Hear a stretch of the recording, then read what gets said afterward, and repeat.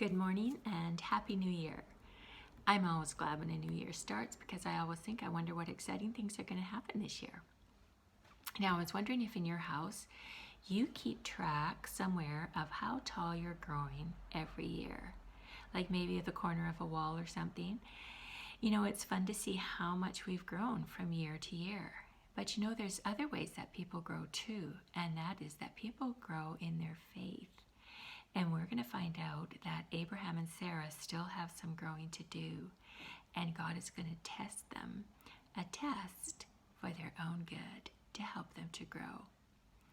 Now today our story is called Trouble Surrounds Isaac's Birth, and it takes place shortly after Sodom and Gomorrah were destroyed. Do you remember Sodom and Gomorrah were like down here? And Abraham was living up here in Hebron when all that happened. But now Abraham wants to travel. And so he's making a trip through the Negev desert. And he ends up in a place called Gerar. Now when you're traveling through the Negev desert, it looks like this. There is nothing there. It's just desert. There's nothing to look at. It's very unattractive. But you know, Gerar, which is where they ended up, looks like this. It was beautiful and it was lush. And when Abraham got there, he decided he would settle there for a while. But he said to Sarah, if anybody asks you, you tell them that you're my sister, not my wife. Now, do you remember that Abraham did that before? When they went down into Egypt, he had told Sarah the same thing. He said, don't tell anybody that you're my wife, tell them you're my sister. And they got into a whole lot of trouble with the Pharaoh. But now Abraham is doing that again. Again, Abraham has become afraid that the king of Gerar, whose name was Abimelech, he would see Sarah, he would see how beautiful she was, and that he would take her for his wife and kill Abraham. And so he told Sarah to lie. That was not good. He was not trusting God. Now let's think about Sarah just for a minute. You know, Sarah is now 89 years old, and she's too old to have children. But you know, in our world, an 89-year-old woman looks like this. That's what 89 years old looks like, but not in Abraham's world.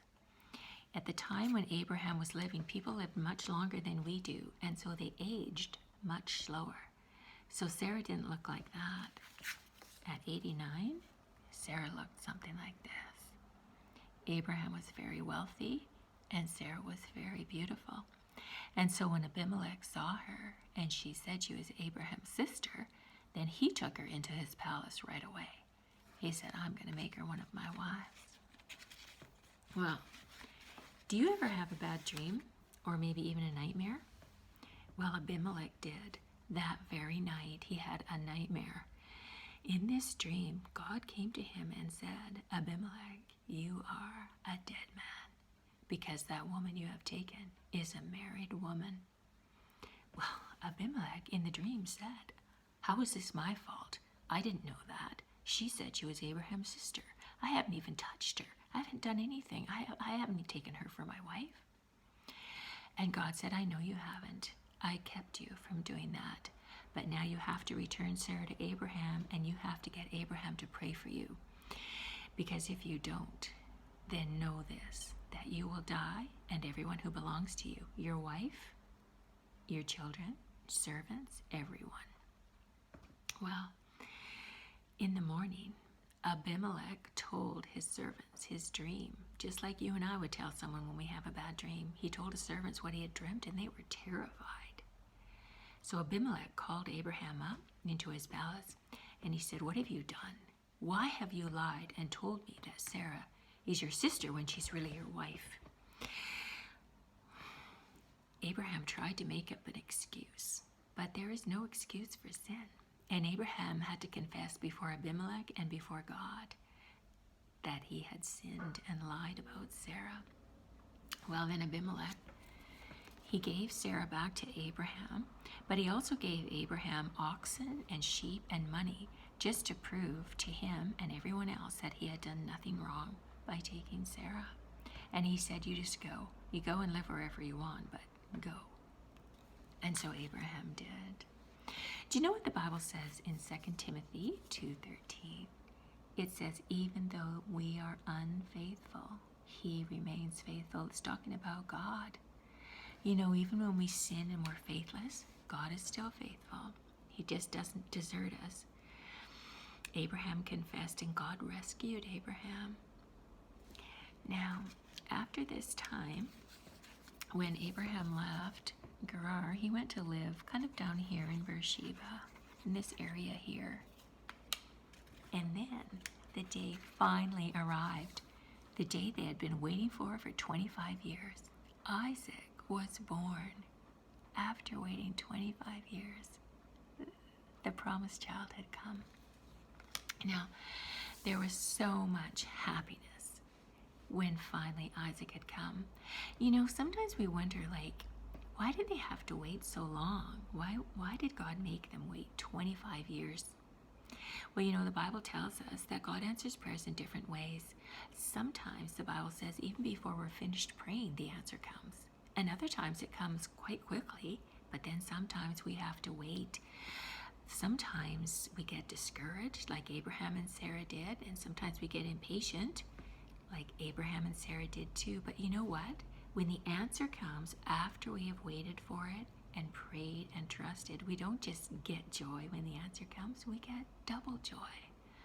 Double joy when God finally answers our prayer and we actually love God more. That's not the way we think it would be, but it is the way it is. It's true. Double joy comes.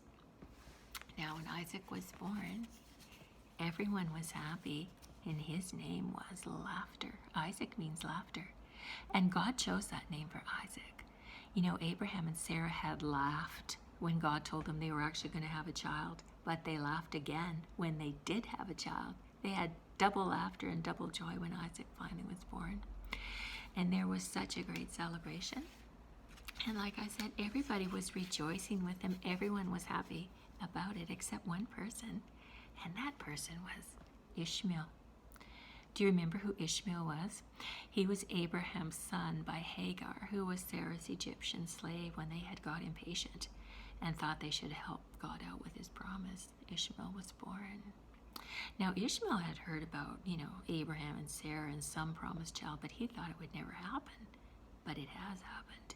Ishmael was 13 years old when Isaac was born. But, you know, Ishmael had always been the favored one. He was Abraham's son. But now here comes Isaac. And Isaac was now the favored one. Isaac was the promised child. Now, when Isaac turned about 3 or 4 years old, Abraham held a great feast in Isaac's honor, even though he was just 3 years old. And everybody came to celebrate. But you know, at that feast, Sarah noticed that Ishmael was laughing and mocking Isaac, and she was very angry. And she went to Abraham and she said, you have to get rid of Ishmael and Hagar. Send them away, cast them out. I don't want them around here. Ishmael, he is not sharing in any of Isaac's inheritance. He's not part of God's promise. Well, when Sarah said that to Abraham, he was very displeased. I mean, he loved Ishmael. Ishmael was his son. But God said to Abraham that night, you must do what Sarah said. She is right. Ishmael has no share in the promises of Isaac, but I will make a nation out of Ishmael because he is your son. So it was very hard for Abraham, but he got up very early the next morning and he got some food and water ready. He strapped it on Hagar and he sent them out. They went away. They had nowhere to go. They just wandered around aimlessly in the desert. And you know, it wasn't long before the water was gone, all the food was gone. And you know, we can't live without water. And when you're in the desert, you get thirsty so quickly. There was no spring in the wilderness like there had been when Hagar had first gone out to the wilderness. There was nothing. She couldn't see anything. And so Hagar took Ishmael and she laid him under a bush. And then she went to some bushes quite a ways away so that she wouldn't have to watch Ishmael die. And she wept. But you know, God heard Hagar and he heard Ishmael as well.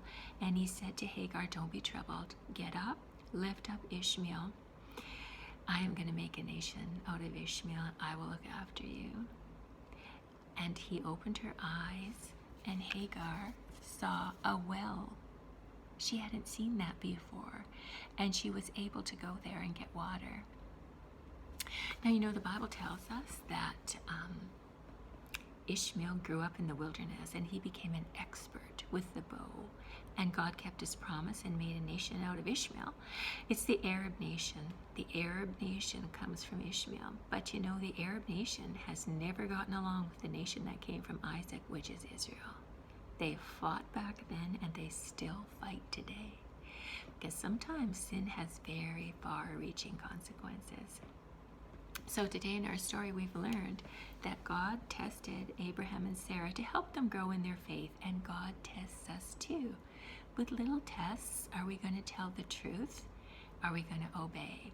Every time we do, we grow in our faith.